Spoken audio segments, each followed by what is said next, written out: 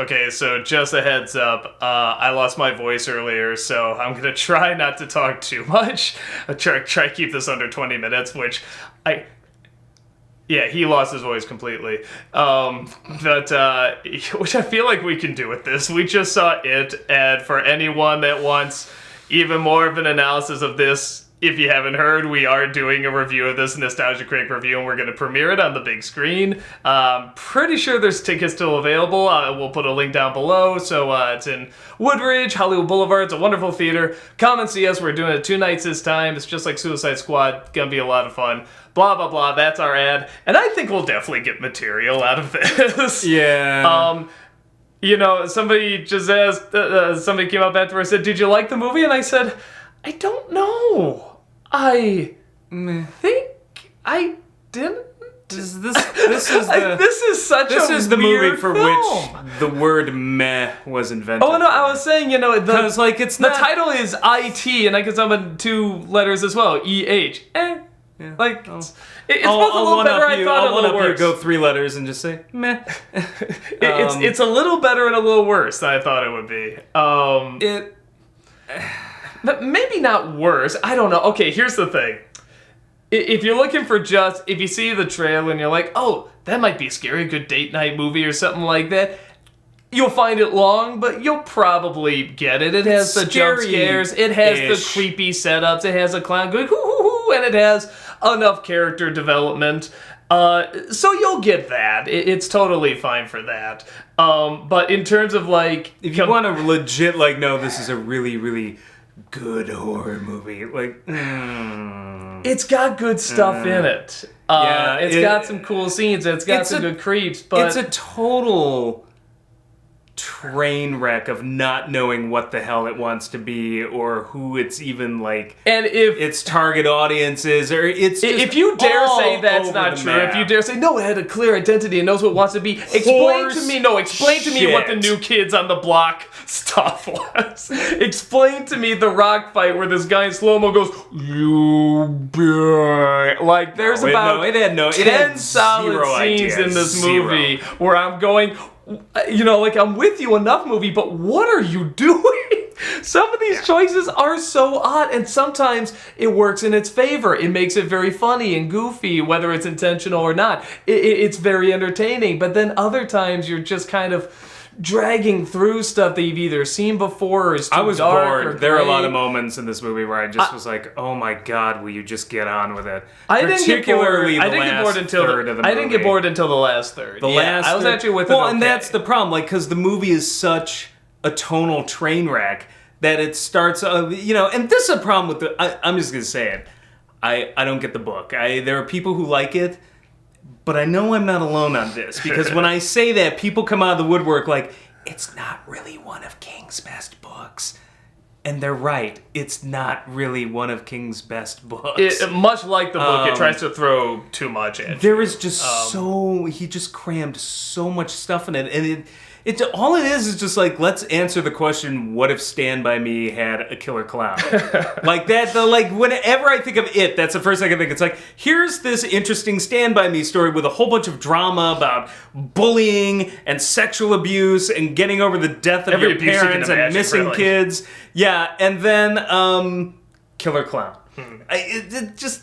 They don't go together. No. They really don't. And the movie's got the same problem. Let's get it right. If it was a killer clown, that'd be one thing. It's a killer clown that can also turn into a mummy, a werewolf, a giant spider, and it's thrown too much, but at the same time, it's like, I think the idea, okay, this thing can turn to all your fears, it feeds off your fears, it's like, okay, there's something there. And then, like, even when this movie ends, it's kind of like, oh yeah, there's another movie.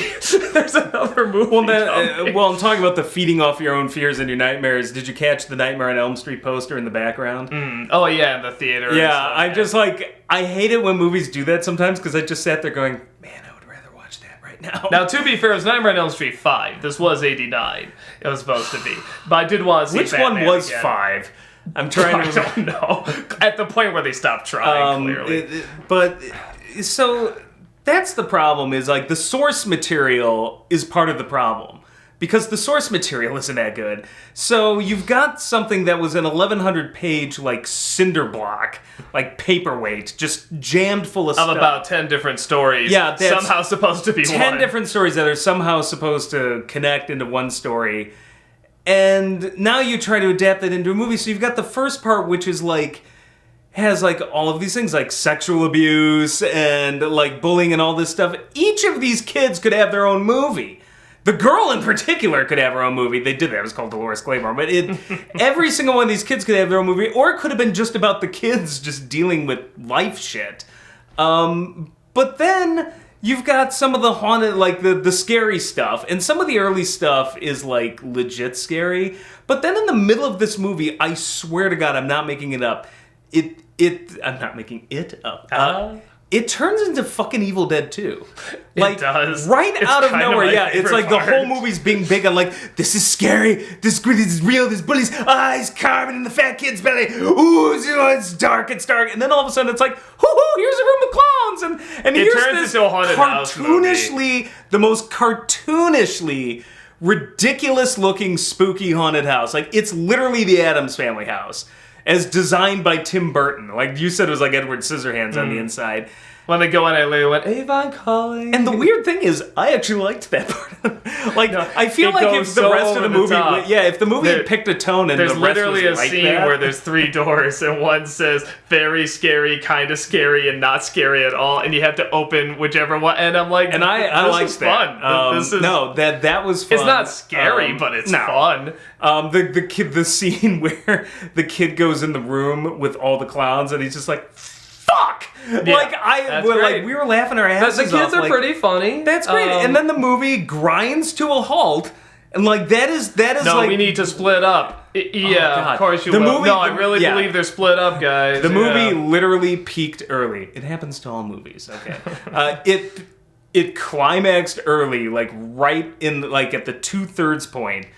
It's like, we're done, jizzed all over us with some like fun, awesome stuff. I'm like, all right, and I thought they were gonna end it. I thought, okay, maybe they're gonna wrap this up kind of early and maybe put some of it in. But they have a whole other act. God, and it did such a good job of being strangely entertaining in the middle in a completely different way that it is a slog to get through that last third. It picks it up again. And the third does have some entertaining scares. scenes. Yeah, but it's and there are actually people floating.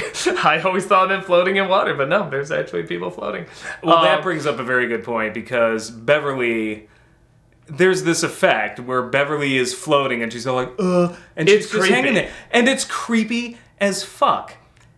And then there's a scene where all the kids are floating and they're like going round this pile of junk, and it is the cheapest, lamest CGI effect. And I'm sitting there, I'm like, look at this! Fucking $20 for like a harness and some wire or whatever to hoist this girl up, and meanwhile, like, God knows how many hundreds of thousands of dollars spent on this digital effect, and it looks awful. The simplest effects are the best, and this movie does not get that. I'll make a little bit of an argument about the times where, you know, they really try to have it there and it's just, you know, a jump cut away or turn the camera or something like that. There are times where there was stuff actually there. Okay, but when he opens his mouth, it's like, I got big CGI teeth now. That's what there's plenty of times, even in that haunted house scene, which, you know, gets pretty silly, but it's one of those things where it's like, it was going so cartoony, I said, okay, well, that's not there. And in a horror movie, you have to, what they usually do, what they're finding out more and more, is that you have to have somebody or something actually there, and then you manipulate the face maybe digitally or something like that. But with the clown, to have him do all these weird things, like he has to contort and turn this way and what way and stuff like that, they had to use a lot of CG, and it was not well done enough to have me say, yes, that's really there. When his hand turns into these claws, no, that's digital. It's not really turning into a claw. Really unconvincing. And if you don't believe it's there, why is it scary? Yeah. And it doesn't help, too, that, like, for some reason, like, I was joking to you about this, like, I like how Pennywise thinks that just, like, doing this epileptic, like, kind of, like, seizure thing where he's like, is like his signature. It's just like, I'm gonna scare you with psychology, but at the end, this is my signature. It's okay. Like, hold on. We just kept laughing. Like I'm just like, what? And the sad part is, like, there are numerous scenes where the scares being set up are good. There's like a scene with like a headless kid wandering down in the basement that was library. creepy too. That was creepy. There's a scene with a painting. Wonderfully set. I want to give that scene. The early stuff in this movie, for the most part, is actually really good. That's what some of these scares are so brilliantly set up, and they deliver exactly how you want them to deliver. The painting one was great. The headless kid But some of these are so. But this is a problem. This is a problem with the movie, and it's a problem with the book. The clown's a MacGuffin. Why do you need the clown? Okay, and here's another thing about the clown. Why do you? And he ruins scary. That I'm gonna let you finish. Okay. But I just want to get this out of the way because some of these scares are really good, and then all of a sudden it's like, oh my god, that's terrifying. Like then clown. Like it just doesn't work. Like the clown actually is the least scary thing in the movie, and just takes you out of these other legitimate, like psychological, like really spooky shit scares. Something a lot of people are saying, a lot of critics at least are saying, is that, well, Pennywise in this, he's not a funny clown like Tim Curry. He's really scary. This clown is hilarious. He is not as funny as Tim Curry. He's not intentionally funny. I have no idea if he's intentionally funny or not, but he's shaking around like, no, he's very. Anybody who says like, well, this over the top, this crazy. Pennywise is scary. I'm like, no, it's actually it's hilarious. I'll say okay, here's the thing, and because a lot of people are going to be asking again, how is it compared to the original? Here's the thing: the original, I don't think for an iota I ever found scary. I find it scary when Pennywise isn't talking, but when he's cracking jokes, no, that's not scary. But a big problem I had when I saw the trailer for this, but he's not scary in this either. No. But I said that the big problem I had is that Pennywise should be a good clown. He should be friendly. He should be like, hey kids, come into my ice cream truck that's full of I want to know why that. I want to know why would any kid get close to this clown? They would run around and flee. Oh, and they try to go for the book's excuse, like, but the smell of peanuts and cotton candy and the sounds of the circus, he's being hypnotized. But they don't do that till near the very end of that conversation. And there's I'd have taken one look at that fucking clown and gone, no. So, but at least Tim Curry is a good clown. He's a funny clown. This one's funny, though I don't think it was intentional.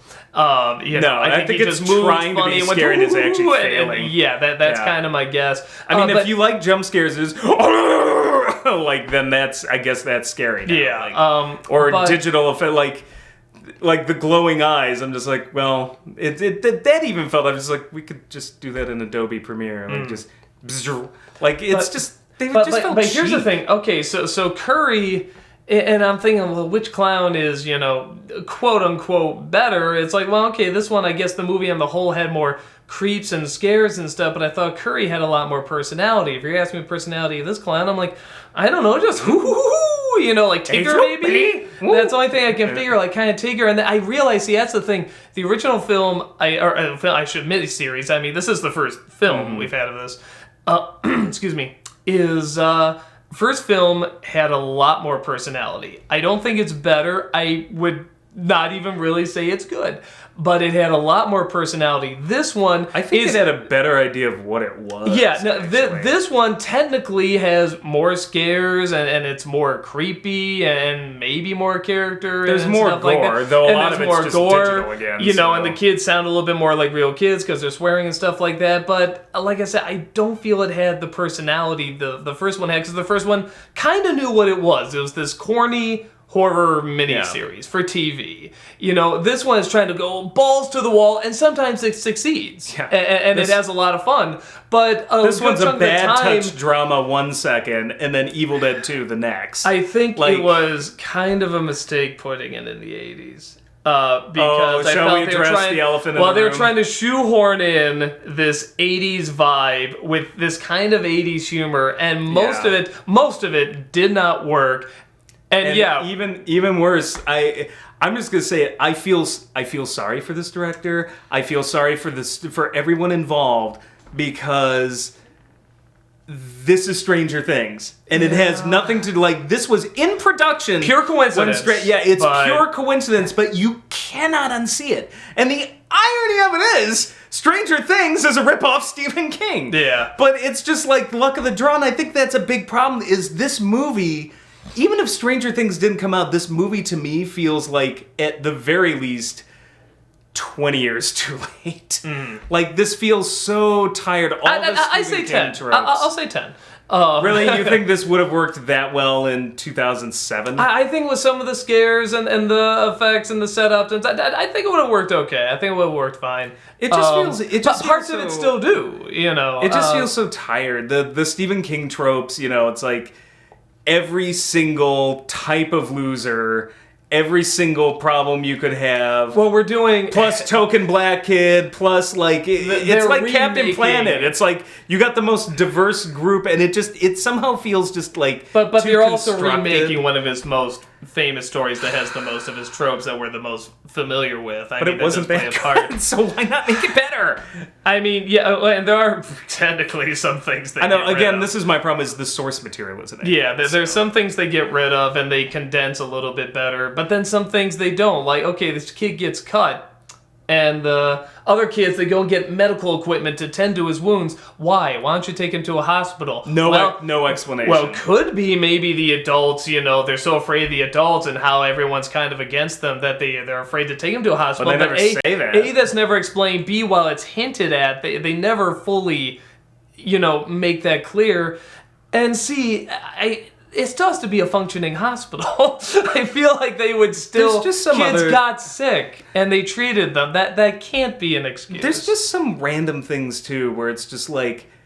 Does the movie feel strangely out of place occasionally? Like, you'll just do a jump cut to a scene and you're like... How did we get here? There was like no setup for how you ended up in certain sort of scenes all of a sudden. Like, and now we're here doing this. Like, there was no establishing shot. It's ironic that this movie is so long because I felt like, with the exception of the last third, I felt like every scene could use an extra minute. Like, it was just there an extra minute. Like the scene with the slides. You know, they're setting this up, and there's the sewers and stuff, and they're looking. If that went on a minute longer, then when the slides start playing themselves, that would have been creepier. But it happened too fast, and a lot of the scares in the opening happened too quickly. I felt we need to be at least a minute longer with these people in most of these And the problem scenes. is, with this many characters, this is where you get into trouble, which is just as I'm like, okay, well, she's got an interesting story. She's being abused, or... You know, this kid's got an interesting story. His parents died in a fire. Every time they're or this kid's a hype, but every time they're focusing on one, and you're just getting wrapped into it, it's like, no, we got to cut away, clown. Like well, and then it just doesn't it just doesn't all gel together. And you got two characters who I'm like, you could have totally cut from this movie: the curly hair kid and the black kid. Nothing. Well, what are their personalities? I don't know. I mean, it's like one looks... He blows a lamb's brain out at the end. Yeah, I mean, it's just, he looks angry, and our kid's afraid. That's about it. I don't get much else. And that is something where it's like, in the the black kid comes in much later in the miniseries, but I'm like, I felt like I got more of a personality out of him in that one. And honestly, like, I did feel... Even though I do feel the camaraderie here, I do feel like these kids have come together, I did feel it more in the miniseries, and I'm wondering if not just because of the length, but because it cuts to them as adults later, that you do know they come back. And maybe that time could add to it, I'm not sure. But bottom line, this whole film, like I said, if you're just looking for some fast scares, take your date, ooh, yeah, totally fine. If you want the book, it's a dutiful recreation to the point that it just feels like a homework assignment. Like, here, tell me what happened in Stephen King's It. And the director tells you what happens in Stephen King's It. Like, it's... I'll give it. If some of those creeps are good. Some of the scares are good, but if that's what you want, like, if you just want the book...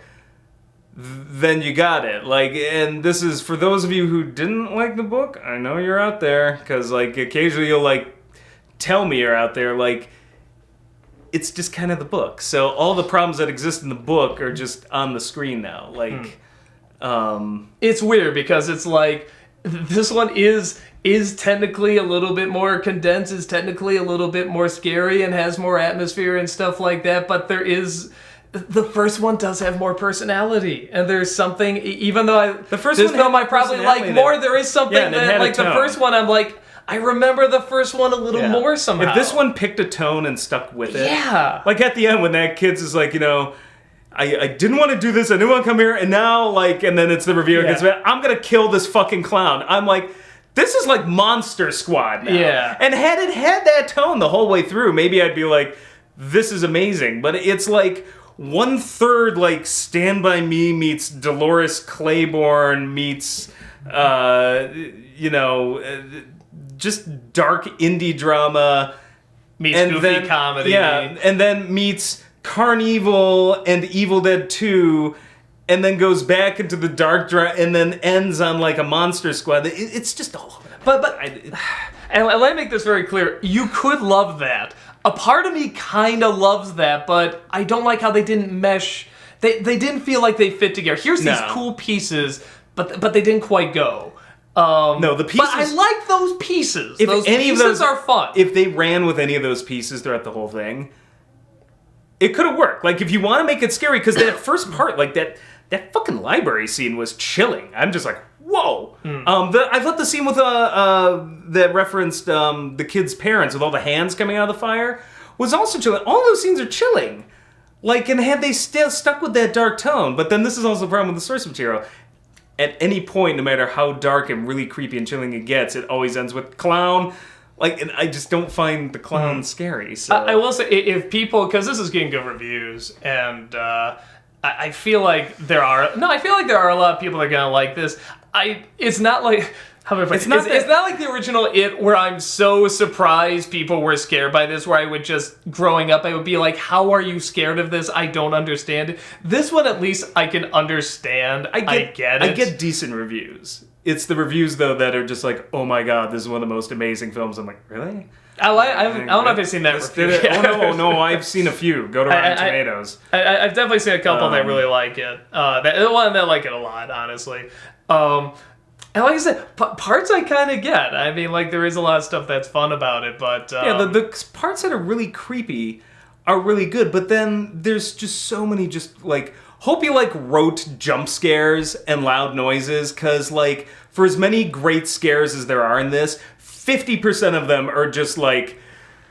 Oh, walkie-talkie, and the kid's like, I'm scared! And it's just, like, or really... just the clown like, going, yeah, like... It's this really weird thing. No, the movie lost me. You know those cameras that, like, just stick to your head, like on Fear Factor or whatever, and everything else moves around you, but the head is still... They do that a lot with the clown, and it's really fake and not creepy. And the movie lost me almost instantly, because they send Georgie down into the basement, and it's like, ooh, it's creepy down there. He's like, And then, like, his brother talks him on the walkie-talkie, and it's insanely the loudest fucking walkie-talkie ever. Yeah. And it's insanely loud. It's like, whoop, there's a jump scare. And then he turns around, and then there's, like, two little beady, like, it's a digital effect. Like, two little beady eyes, like, shing! I'm like, oh, there's another jump scare. And then he flips out. It's like, oh, it's just a couple of light bulbs. I'm like, Jesus Christ. Like, it's like, already we're, like, falling on these cliches, and we're literally 40 seconds into this. The credits aren't even done. You're not going to kill anyone before the credits are done movie. Yeah. Also, you're going to reenact pretty much the most famous scene from the movie, and we know the kid's not going to get it yet. So yeah, it's just, and those kind of things like really bother me, because I'm like, you're wasting my time. This is a waste of my time. I know exactly. Everybody knows that scene. It's just, get to it. Why are you wasting it on a fake scare? Yeah, either give us some setup with the characters, or, just get to what everybody knows is coming. But a lot of the scares, for as many that are so good, a lot of the scares are like that. And I was just so bored throughout chunks of this movie. And yet I was simultaneously at certain points immensely entertained. I'm very half and half on this movie. Yeah, because I don't regret seeing it. My wife wants to go see it. I'll go see it with her. I'll see it another time. I should anyway, because I'm gonna do a clip list review of it. But there's plenty of stuff to talk about. And I'm actually curious what people think of it. I get a feeling a lot of people are gonna like this film. They're gonna get really, really into it.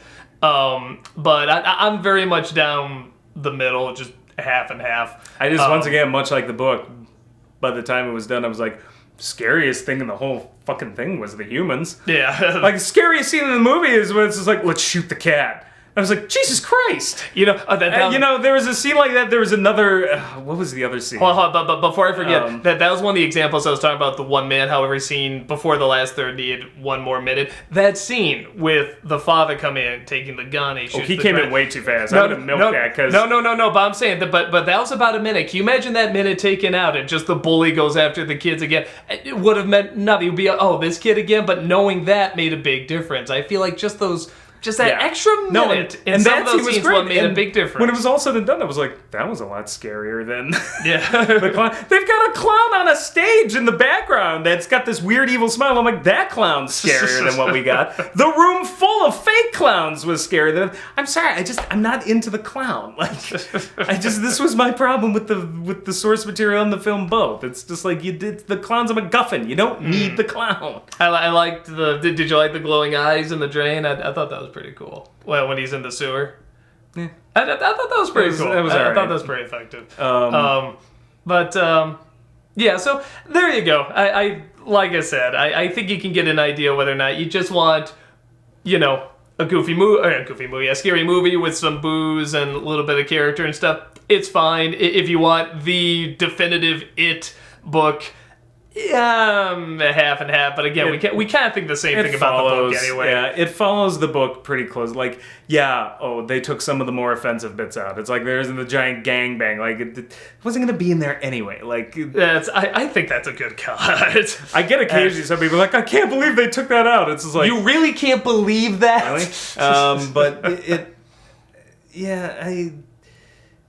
it's the book. I mean, if you like the book and you just want kind of a very paint by number kind of interpretation of the book, there you go. That should give you a general idea there. My voice is going, as you can hear, so we better cut it off here. So go take a look, tell us what you think, and be sure to check out our review on Nostalgia Ween. It's there's definitely stuff to talk about. So we will see you then. Later.